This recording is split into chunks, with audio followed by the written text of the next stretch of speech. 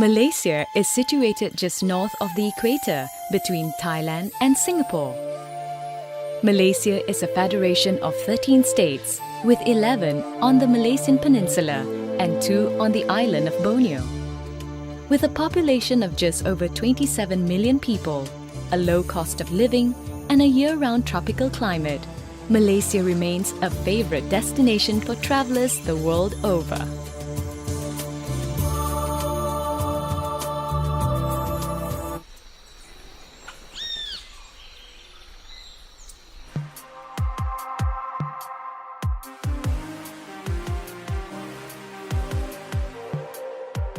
If countries were awarded for diversity, Malaysia would top first place. Not only is Malaysia a melting pot of ethnic cultures, but it is also a blend of many different customs, cuisines, and religions, all coexisting peacefully together.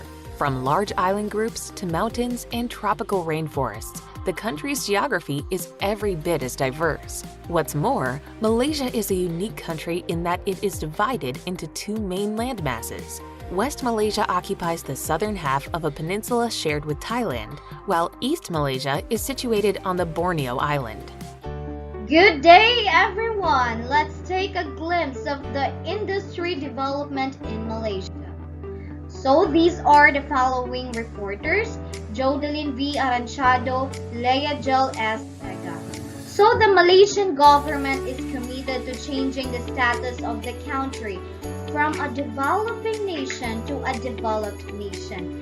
This means that there is great demand for qualified businesses and professionals who can utilize the opportunities in the already booming industries in Malaysia to promote the growth plans of the nation. The national target for 2020 gives rise to the demand for the labor force, strong financial institutions, a stable political environment, and the attraction of foreign consumers. And so far, the achievements in securing these 4 components have not only helped to drive the Malaysian economy to steady growth, but it has also helped diversify the economy. The Malaysia economic progression in brief. In the past, the country relied heavily on their natural resources, which made up almost 60% of its total exports. Malaysia successfully transferred gains from the export of natural resources to strengthen other areas of the economy, including agriculture, mining, services, and the manufacturing industry. Now, the case statistics about Malaysia. So, Malaysia is the 4th largest economy in Southeast Asia. It is also a global leader in Islamic finance and an employment rate of 3.38% and a minimum wage of $283. Over time, Malaysia has attracted huge interest from real estate giants, which has contributed to the execution of unresidential growth. The top booming sectors in Malaysia for work and investment. Number 1. Industries or manufacturing and production. Malaysia has over 2,500 manufacturing companies of various sizes. This is propelled by the large population and middle income bracket of the country, which turns out to be a sweet spot for businesses. Coupled with its large natural reserves in petroleum and natural gas, it is little wonder that the country is highly industrialized. Okay, this is the most sought after and highest paying industries in this sector: the electrical and electronics engineering, pharmaceuticals, petroleum refining and production, timber processing, automobile and civil engineering. Number 2, the agriculture. For a long time, agriculture has been among booming industries in Malaysia. The economy thrives on agricultural exports such as palm oil and timber. The growth and expansion in export gains gotten from agriculture led to growth in other areas such as electrical electronics, pharmaceuticals, and medical technology. And 2 is the utilities and IT servicing company, further showing the influence of the services industry in Malaysia. These are the most sought after and highest paying industries in the sector: financial services, information technology, the e-commerce, mobile services, digital technology, data analyst and related fields, digital marketers, and travels and tourism. So, these are the 8 booming industries in Malaysia for work and investment. Number 1, electrical and electronics engineering. The EE is the number 1 contributor to the manufacturing sector, which happens to be the sector with the highest employment ratio in Malaysia. Number 2, the construction. The construction industry in Malaysia is valued at $32 billion as of 2021. And number 3, the automobile. There are 27 known automobile companies and 640 manufacturers of automotive components operating in the country. Number 4, the banking and finance. Did you know that the banking and finance industry is leading industry in the country? This is one of the key industries that was heavily invested into ensure growth in Malaysia. A career in banking and finance in Malaysia ensures that you will work with the world-class tools and technology. And number 5, information and technology. As of 2020, integrated circuit microassemblies stand as the most valuable export in Malaysia. Number 6, the media. With the presence of top media companies like Universal Music Group, the Walt Disney, the Giggle, Codemasters, Hybrid, and Group M, the media industry has experienced remarkable growth in the last couple of years. Number 7 is education. The government of Malaysia is heavily invested in education. Malaysia ranks as one of the best countries to live and work in Asia because of their access to better education, better technology, and education-based institutions compared to their neighbors Vietnam, the Philippines, and Indonesia. And number 8, tourism. Tourism has become one of the attraction points in Malaysia. The country generates reasonable revenue from tourist visits yearly. Tourism in Malaysia has been enhanced by key factors. And now let's have the great captains of industry are as rare as great generals. Yes, by William Graham Sumner. And thank you so much for listening to that part. Okay, let's have a common question raised by a manufacturer setting up plant in Malaysia is whether the nature of manufacturing activity falls under light, medium, or heavy industry. This is an important question to be addressed as the industrial area available for sale in Malaysia, some which are subdivided into light, medium, and heavy industry. Hence, a manufacturer of heavy industry range of products cannot operate in a light or medium industrial area, or risk being shut down and be subject to stiff penalties. And now these are the below are the general activities categorized under light, medium, and heavy industry. That are the following examples. When we say light industry, it is the manufacture of food products. Next, with the manufacture of textile, and then manufacture of wood and of products of wood and kerb. Then the last one, manufacture of paper and paper products. And what we have is medium industry also. Manufacture of food products like vegetables, animal fats, grain milk products, and starch products. Next, with the manufacture of tiles like spinning textile fibers, manufacture of textile cordage, rope, twine, and knitting. Next one is manufacture of wood and of products of wood and kerb, which is wooden containers and builders carpentry. And next one is the manufacture of paper and paper products. known as pulp, paper, and paperboard, and corrugated paper. So, in your screen, the light industry has also some examples, right? Yes, you can read it on the screen. And then next is heavy industry. So when we say heavy industry, it's all about processing and preserving meats, fish, crustaceans, and mollusks. When we say heavy industry in textiles, these are the spinning, weaving, and finishing of textile. Next, when we say heavy industry of wood and products of wood and kirk, these are the saw milling and planing of wood. And now, last but not the least, the manufacture of paper and paper products in the heavy industry, like pulp, paper, paperboard, board, bleach, semi-bleach, or unbleached paper.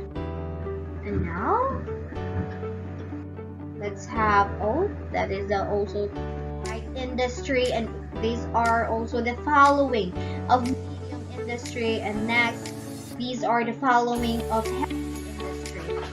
So these are an example of buffer zone between industrial area and residential area. A buffer zone, which is the area of this or distance between industries and residential areas, is introduced to distance the residential area from the area of activity to reduce the exposure to pollution. Yes, safety first. And now, these are the industry descriptions. So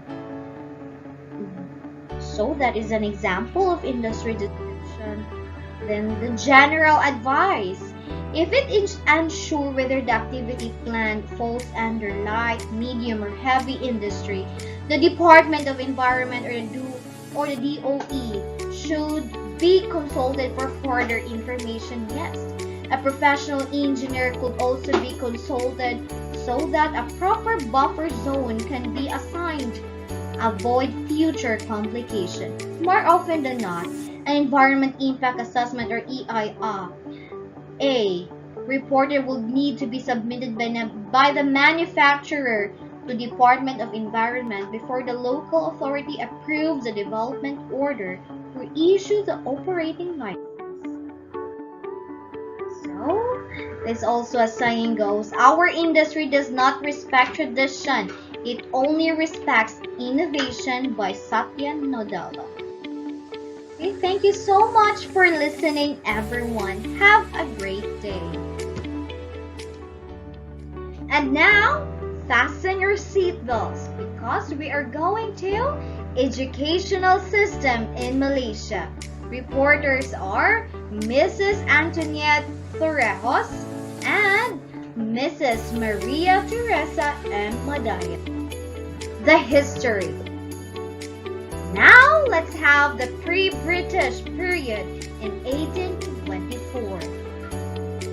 In 1824, the education was generally delivered in a non-formal pedagogy where it was emphasized on religious teaching, value and morality teaching, spiritual teaching, martial arts teaching, and handicraft teaching. In addition, education is thought for as a survival related to teaching on agriculture, fishing, and hunting. Furthermore, during that era, there was this system known for religious education as pundok or small hut, as a school established by Islamic religious scholars. This type of school began in 1450 in state of Malacca or Malacca, and only during the 19th century it expanded in other states like Kelantan, Terengganu, and Kedah.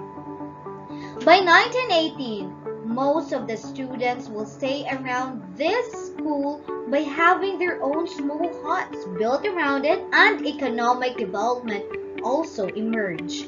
Today, there is some schools still existed, and it's managed in more organized manner. To think about it, today in the 21st century, Malaysia is refocusing its education system on various soft skills and survivor skills.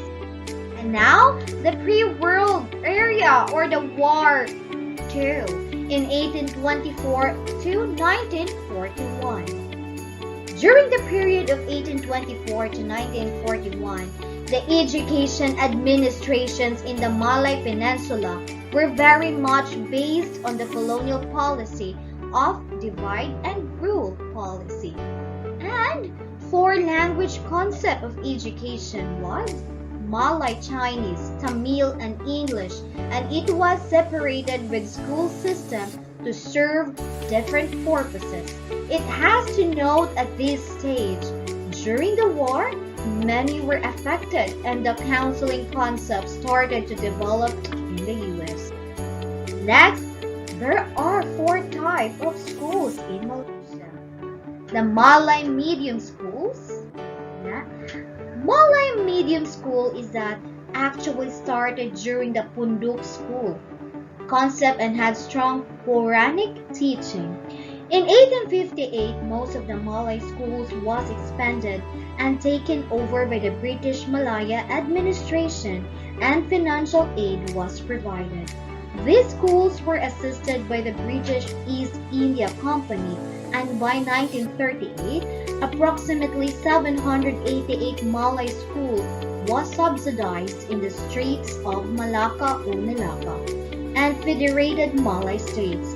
The main purpose of the Malay education is to provide knowledge in reading, writing, and arithmetic or mathematics, together with vocational skills to enable more students to become better farmer and fishermen. Yes, let's have the development of Malay schools. Did you know that British colonial government enforced the Compulsory Education Act? Number 1. Compulsory for parents to send their children to school, otherwise they'll be fined. Number 2. British appealed to the Malay leaders to encourage parents to register their children for schooling. Number 3. Due to good response, more Malay schools were built. Now, let's have the Chinese medium school. In 1829, the Chinese education in Malaya was very much driven and influenced by the political development in China, and it began in Singapore. Next, the curriculum was based on China and teaching materials and teachers were brought in from China and were fully maintained by the Chinese community.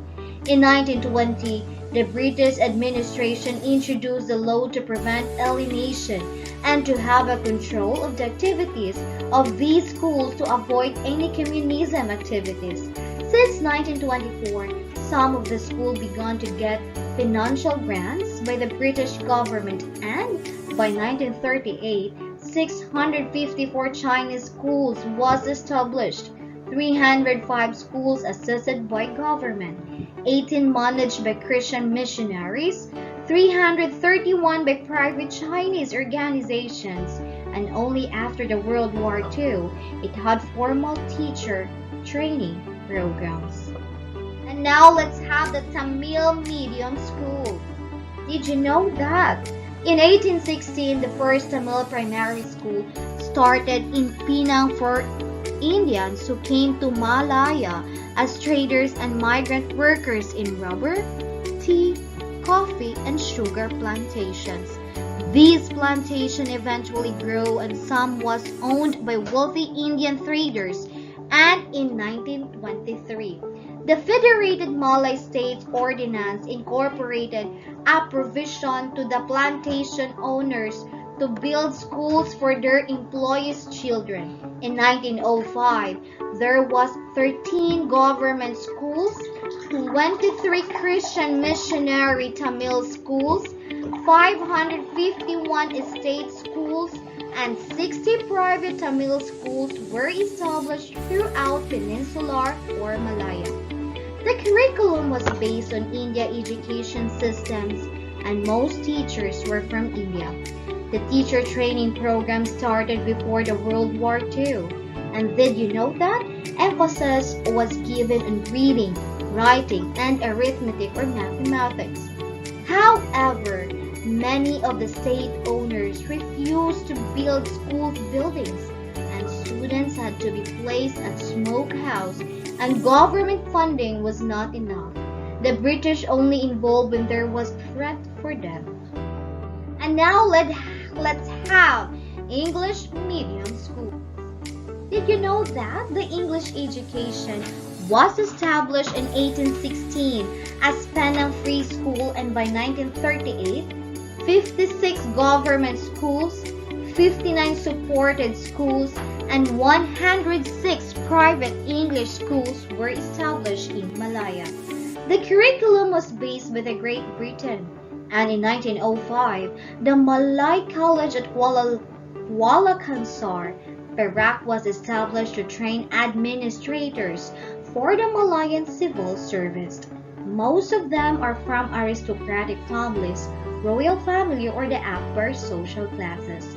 Furthermore, in 1905 to 1912, diploma-level courses were established at Raffles College in Singapore, higher education course in science and arts at King Ward 7th Medical College. And now let's have the pre-independence from 1941 to 1957. Did you know that, everyone, that pre-independence time, or known as the World War II, was another turning point for the Malaysian education system, the known as Malaya.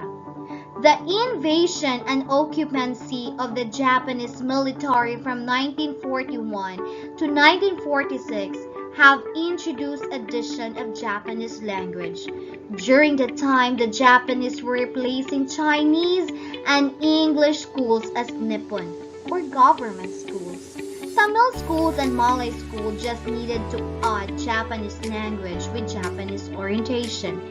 However, past literatures have indicated that the English and Chinese language were totally abolished and by the Japanese occupation, with an aim to only have Japanese influence, and death penalty will be applied for schools that uses English and Chinese language. Furthermore, some secondary schools were replaced as technical colleges for telecommunication, fisheries, agriculture, and some urban school was used as barracks, trading centers, and headquarters for the Japanese military. This change in education made the Malay community to realize that increasingly settled immigrants with their education schools have caused other challenges. Therefore, it was time to have their own politically, socially, and economically. Education was vital. And now let's have the urban versus rural in education system, the post-independence, or the 1957 onwards. After independence, the National Education Policy was incorporated into the Education Act of 1961. A comprehensive system of education was developed and various departments was established, such as the Educational Planning and Research Division in 1963, Vocational Division in 1964, the Textbook Bureau in 1967, Educational Media Services in 1972. Did you know that also the Curriculum Development Center in 1973 and the Introduction of Guidance and Counseling in 1965? And now let's have the role of education in the rural development. Number 1, improving individual status and living standards. Number 2, activating participation in rural and cultural development. And number 3, increasing rural people's critical ability to diagnose their needs. And now, how can education develop in rural areas? Number 1, providing rural students with a high-quality education. Yes. Number 2, highlight some strategies that can be put in place in order to make a rural school become a quality school. Number 3, technology is another factor that our rural schools should need to take into account should have adequate internet and ICT infrastructures. And number 4, the schools in rural areas should also be supported with adequate instructional supplies such as well-equipped libraries, media centers, and laboratories. And now, why is education better in urban areas? So, urban schools are usually larger, yes, have a more socio-economically advantaged student body, enjoy greater responsibility for resource allocation, are less likely to experience staff shortages, are more likely to have a higher proportion of qualified teachers, and have higher student-teacher ratios than school in rural. Then, factors that impact teaching and learning in both settings. Yes, number 1, a lack of parental interest in children's education. Number 2, insufficient funding from the state. And number 3, a lack of resources. Number 4, underqualified teachers. And last but not the least, multi-grade teaching. What is the difference in education in both rural and urban areas? Yes, the educational resources, the instructional materials, and also teacher quality and teacher supplies. Yes na yes. And now, what are the challenges in education in rural and urban areas? Yes, these are the lack of research and development support, lack of opportunities, lack of proficient educational teachers, lack of innovative teaching methods. And now, the academic problems faced by students. Number 1, the use of English as medium of instruction. Number 2, low performance in mathematics and science. Number 3, dropout among students learning science and technology. And last but not the least, lack of innovative teaching methods. And now, thank you so much for listening. Bye-bye.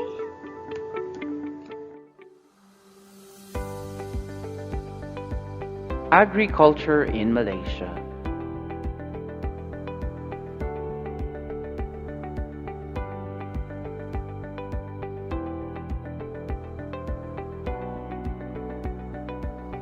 Malaysia.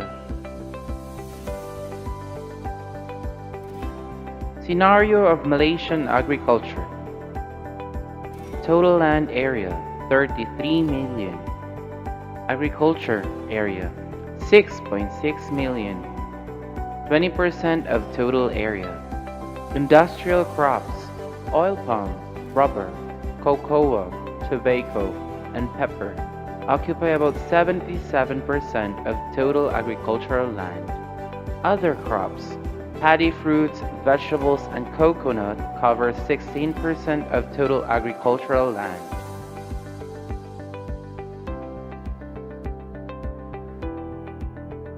Agriculture sector in Malaysia is divided into two. The first one is estate subsector. Holdings more than 100 acres, highly commercialized and efficiently managed, owned by private companies and public listed corporate entitles or public land development agencies, totally involved in the production of industrial crops such as oil palm, rubber, cocoa, and pineapples.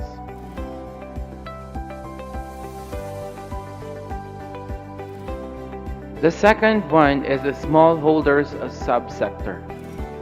Average farm size is about 1.45 and owned by individual farmers. Collective acreage of land operated by 1,033,065 farmers, amounting to 75% of the total area under agriculture. Less commercialized and less efficiently managed. Main contributors to food crop production as well as industrial crop production.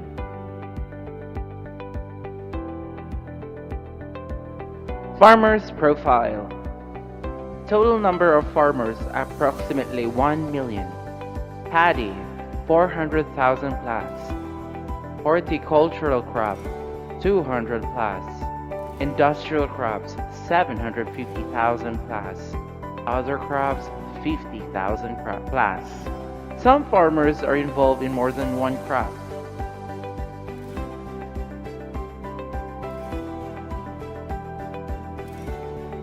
Number of people employed in the agricultural industry in Malaysia from 2015 to 2020.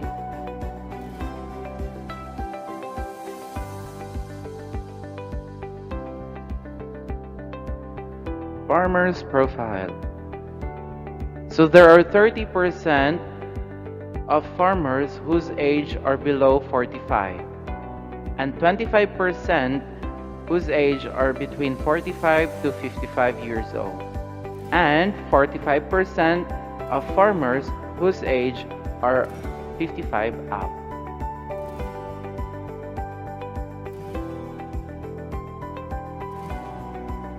Agricultural sector.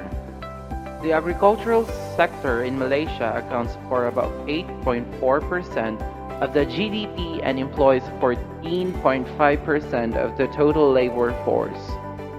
Malaysian agricultural production consists of 3 crops, rice and livestock, and fruits and vegetables.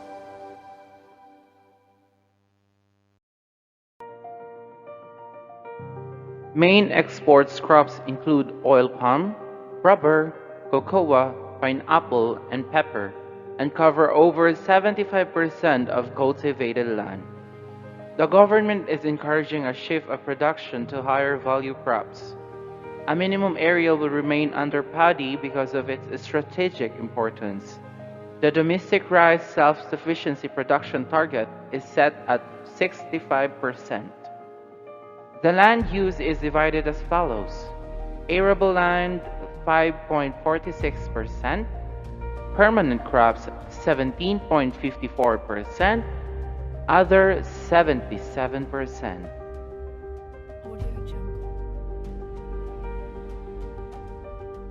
Agriculture, including forestry and wood products, is a major sector of peninsular Malaysia's economy and is important on a global basis as well. Malaysia is the world's largest producer and exporter of natural rubber, 34% of global production and 40% of global exports. Palm oil, 59% of global production and 69% of global exports. And tropical logs on sawn wood.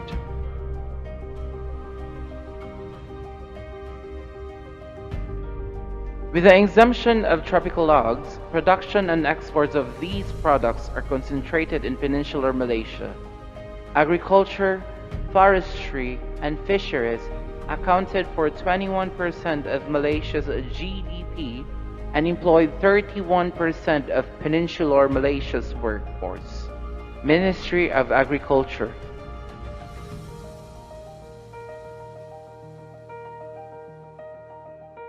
Peninsular Malaysia's agriculture is based overwhelmingly on exotic crops. Rubber, oil palm, rice and cacao, and to a lesser extent coffee, pineapple, tobacco, sugarcane, and maize. This is because the peninsula was among the last regions in Asia to be settled by agriculturalists. Production, exports, imports, and consumption of major agricultural products in Malaysia.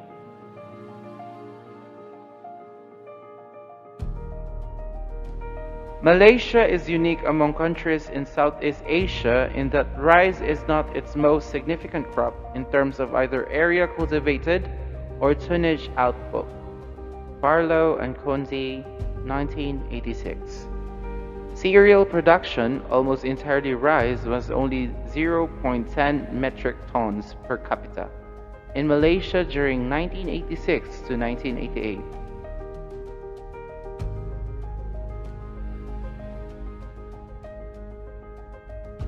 Malaysia exported 22.1 billion of food and agricultural products, including forestry and wood products, and imported 7.8 billion of such products. This contributed to a net agricultural trade surplus of 14.3 billion. Ministry of Agriculture, Malaysia, which was more than the country's total trade surplus. The export value of the rubber and oil palm products alone totaled 10.4 billion, more than the value of the total imports of the food and agricultural products. The export value of forestry and wood products totaled 7.5 billion in 1988. Because of its diversified economy, food makes up a smaller share of peninsular Malaysia's imports.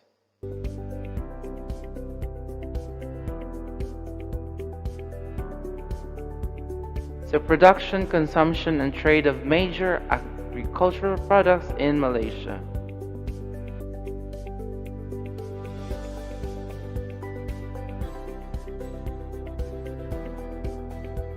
Development of national agricultural sector. Issues and challenges.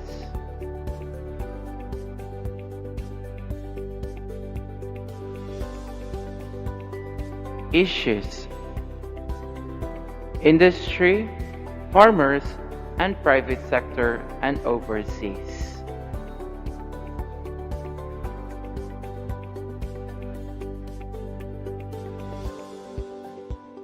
Challenges.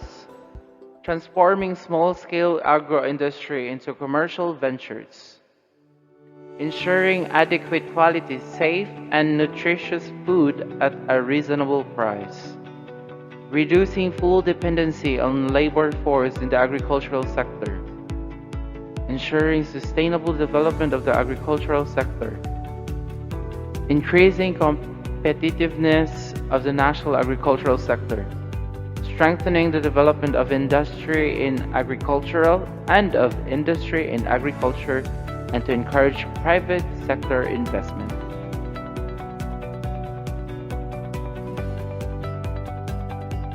Scope of transformation. So before our current situation, farm size is small and aging. After transformation, large scale, commercial and economic. Labor force, limited and aging. After transformation, mechanization, automation, and technology, less labor-intensive activities. And lastly, farm management. Professional agriculture is business. Traditional, satisfactory, enough, manual. Application of ICT, commercial management. Collective economic of sale, business plan.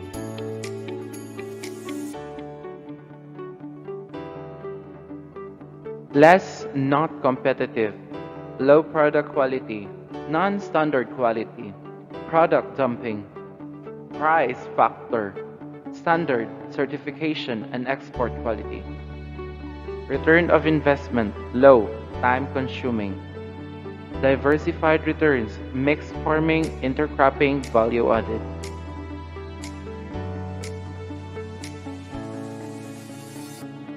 Transformation. So transformation of traditional farmers, land, farm size, cluster, application of technology, mechanization, productivity, agricultural, supply, demand matching, marketing, farmer cooperation, diversity of economic activity, modernization, sectoral transformation, development based on zoning, private sector investment, investment incentives, implementation of good practice program, horizontal vertical transformation, food processing, value added activities, supply chain activities, by-products.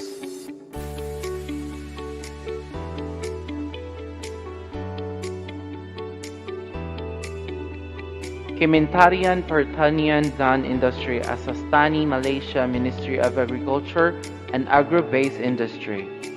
Transformation of traditional farmers.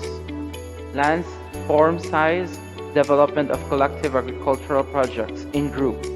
Amalgamation of farms towards creating commercial farm size, sizable estates. Introducing systematic and modern farming practices. Practicing standard manual, technology package, business plan, and centralized management.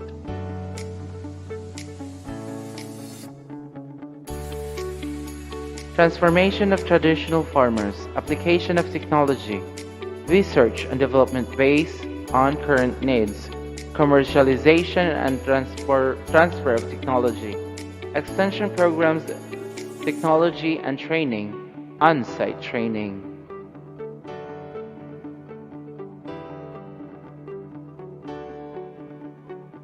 Reducing labor force in agriculture through reduction in labor-intensive industries, promoting cultivation of new crops, promoting the production of environmentally controlled systems using mechanization and automation, accelerating R&D, creating new technology that reduces dependency on use of manpower or labor.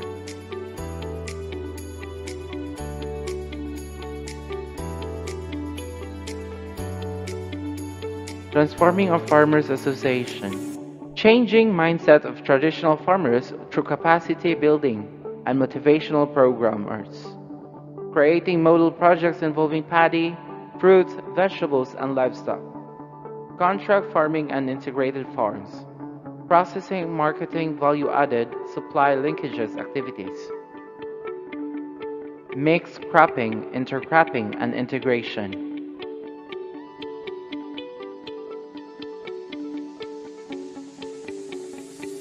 Transformation of national fishermen's associations.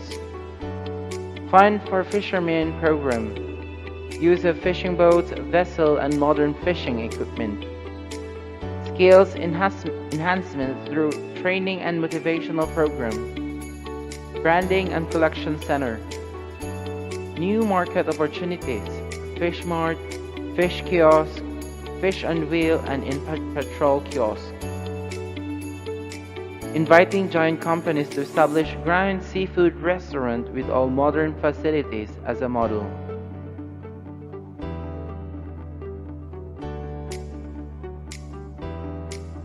Quality and food safety.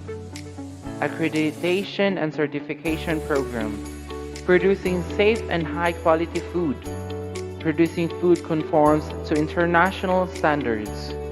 Promoting sustainable agricultural development.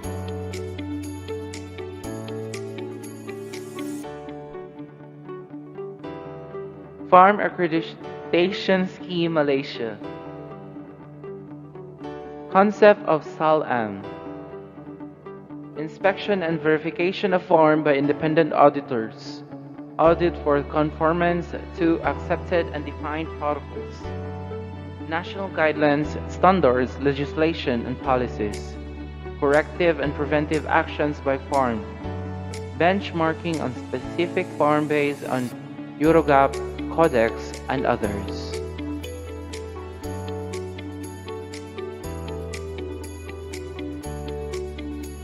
Farm Accreditation Scheme Malaysia. Programs to recognize farms that adopt good agricultural practices.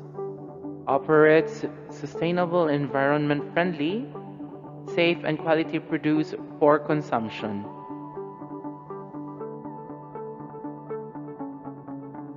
Livestock accreditation schemes, Amalan Ladang Ternakan or Salt, Veterinary Health Mark or VHM processed products,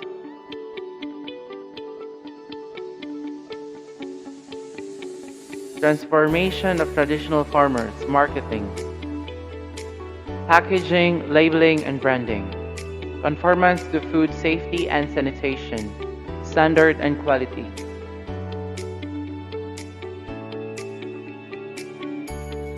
Diversification in economic activity, integration of cattle in palm oil plantation, intercropping, mixed farming, processing activities.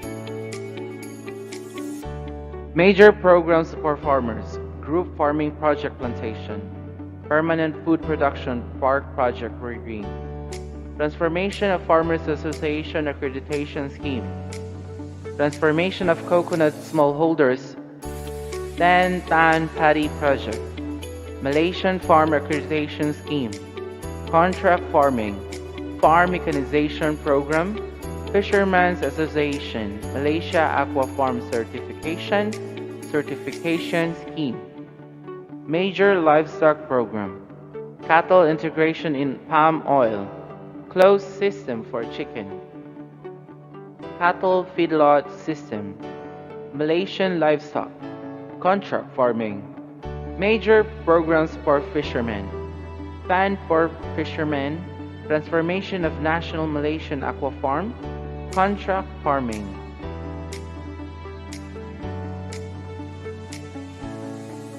Development based on zoning cluster. Increasing productivity, enhancing efficiency, promoting downstream activities, promoting integrated development, aquacultural industrial zone, crop zoning, production zones for livestock, target area concentration.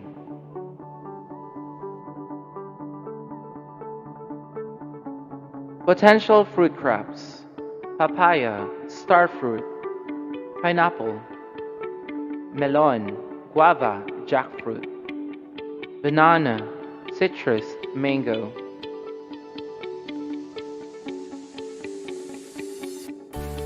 Malaysia's success in fruit trade.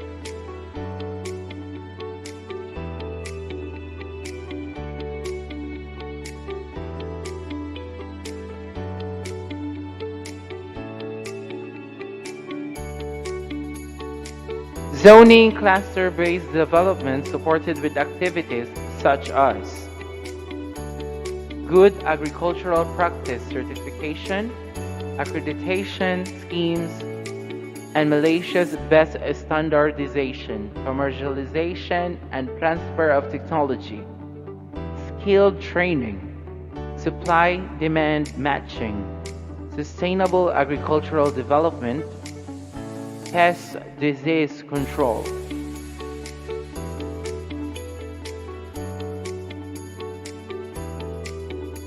Agro-based industrial clusters, meat-based industry, fish-based industry, fruit-based industry, vegetables-based industry, rice-based industry, herbs-based industry, coconut-based industry.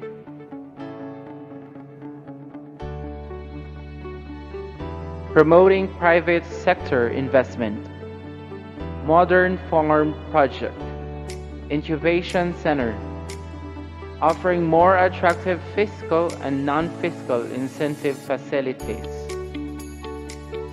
providing information as guidance to private sector investment, promoting large-scale involvement of GLCs, offering more attractive financial schemes, Centralized Information Center by Agri-Food Business Development Center, BOC.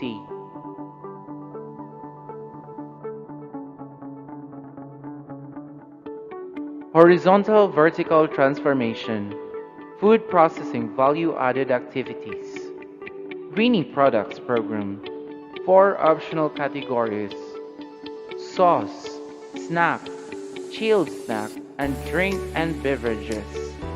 Package include branding, quality upgrading, design and packaging, scheduled production.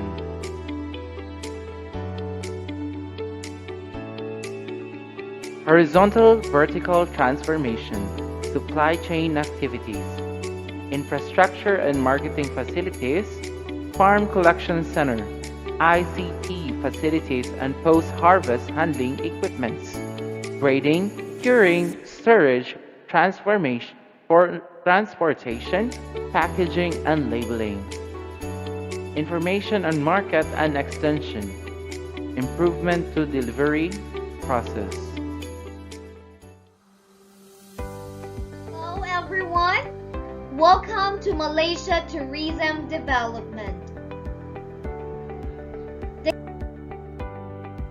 capital of Malaysia is Kuala Lumpur, The largest city, Bintulu, the population is 32.37 million. Malaysia covers a land area of 329,750 square kilometers. The country comprises 14 states and is divided into two regions. Peninsular Malaysia, which consists of 11 states, Perlis, Kedah, Penang, Perak, Pahang, Selangor, Kelantan, Terengganu, Negeri Sembilan, Malacca, Federal Territory, and Johor, and East Malaysia, situated on the island of Borneo, which consists of another two states, Sabah and Sarawak. As a tropical country, the average temperature of Malaysia is 26 degrees Celsius throughout the year, but several parts of the country have an average temperature of 18 degrees Celsius up to 27 degrees Celsius.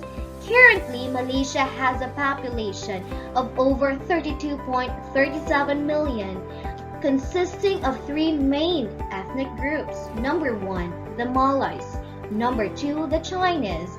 And number 3, the Indians. It also includes the indigenous people of Sabah and Sarawak, Eurasians, Arabs, and Europeans. With its multiracial societies and geographical factors, with a long coastal area surrounding the country, Malaysia has a lot to offer in terms of tourist attractions. So, let's have the map of Malaysia. Okay, that is the map. And now, let's move forward to the history of Malaysia in the pace of colonial era. So leisure and tourism activities in Malaysia began. Government involvement in tourism development only started in 1953 when the Cultural Department officially opened, and in 1964, the Ministry of Cultural, Sport and Youth was muted. Since that time, the tourism industry has grown considerably, but the tourism industry only captures one aspect of the economic diversity, since economic activities are still based on the traditional sector, such as rubber and tin. Now, let's have the 1970s.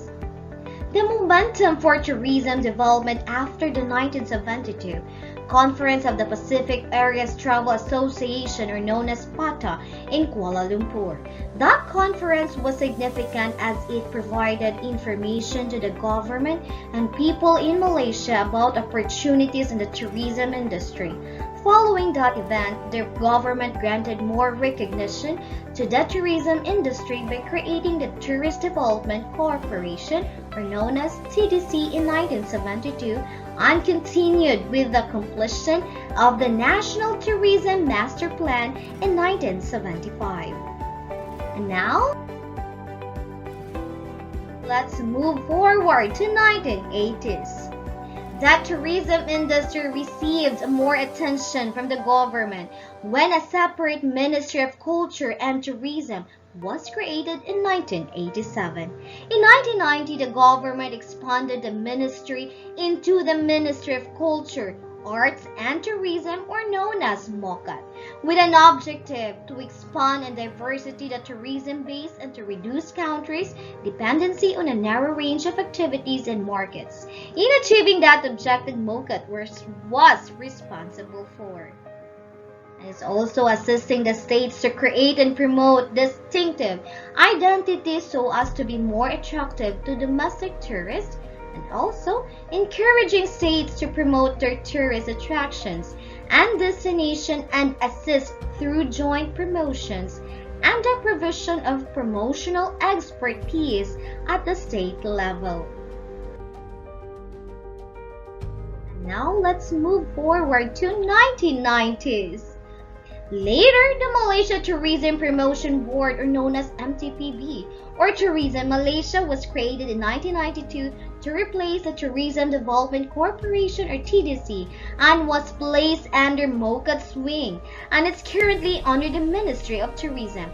MTPB has several roles and responsibilities, including implementing tourism policy and promoting tourism overseas and within Malaysia. MTPB is also involved in developing and coordinating tourism facilities and amenities.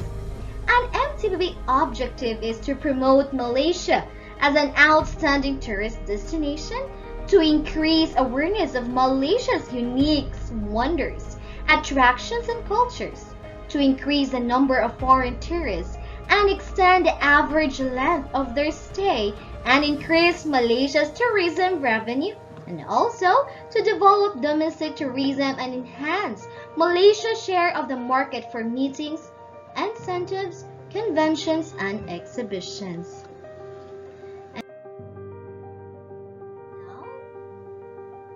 Let's take a glimpse of the government departments involved tourism development in Malaysia. So that's it. And now, so these are the tourism offerings in Malaysia. Their buildings and landmarks known as Petronas Twin Towers, the KL Tower, the Amusement, Genting Highlands and Legoland. History, the Georgetown, Malacca, St. John's Fort or Medica Square. And the shopping malls, BBKLCC, Central Market, City Kadiha Market, Johor Premier Outlet. The beaches and resorts, the Langkawi Beaches, Penang, Perhentian Islands, Pulau Tioman and Sipadan Island. The nature and ecology, the Mount Kinabalu, Gunung Mulu National Park, Taman Negara, Cameron Highlands, Sipilok Orangutan Rehabilitation Center, and Tunku Abdul Rahman Marine Park. Wow, Malaysia is truly a wonderful one. And now, let's move forward to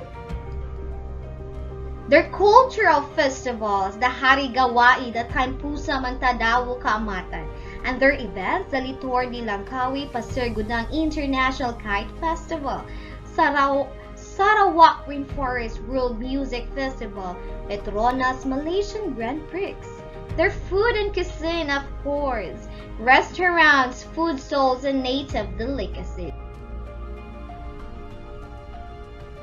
And now, let's have the emerging niche market. So, naadin ha ang medical tourism, migrant tourism, education tourism, the golf, the meals, and adventure tourism, the halal tourism, or known as the religious tourism, and the agri-tourism. So, this is the tourism in Malaysia.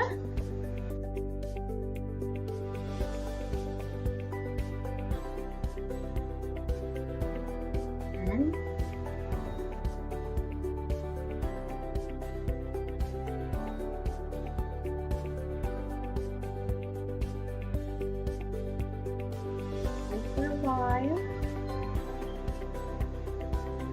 okay, the tourism policies and activities in Malaysia.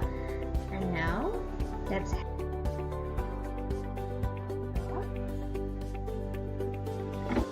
their outcomes in tourism. Next will be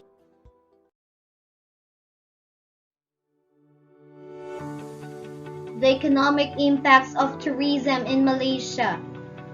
So there is the GDP direct contribution, the total contribution, and the employment direct and total contribution, the visitor exports, and also their investment. Now let's have, okay, the economic impacts of tourism in Malaysia, the land use complex, which is known as the lagging of tropical forest in Indawo Rompin, region of southern peninsular Malaysia. The land use conflicts in the Liwago Labuk River Basin, Sabah, East Malaysia. In migration of labor from rural to urban.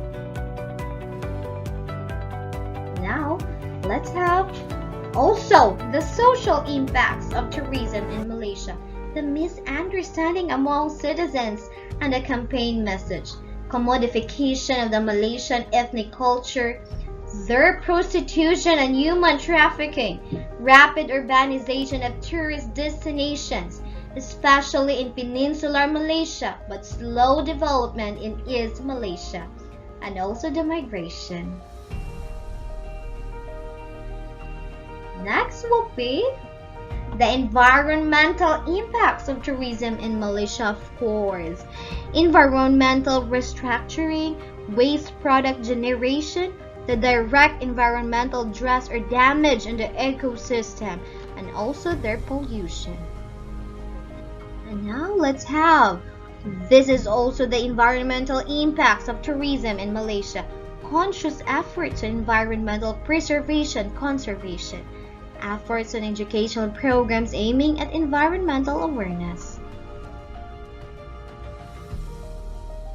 Okay, next will be Visit Malaysia Year 2014. Yes, Malaysia is targeting to receive 28.8 million in foreign tourist arrivals during the VMY 2014. The theme of VMY 2014 is Celebrating One Malaysia Truly Asia.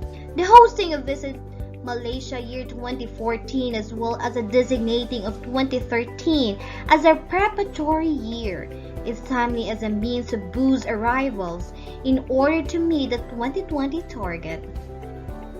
Next. Oh, the fun facts about Malaysia. Did you know?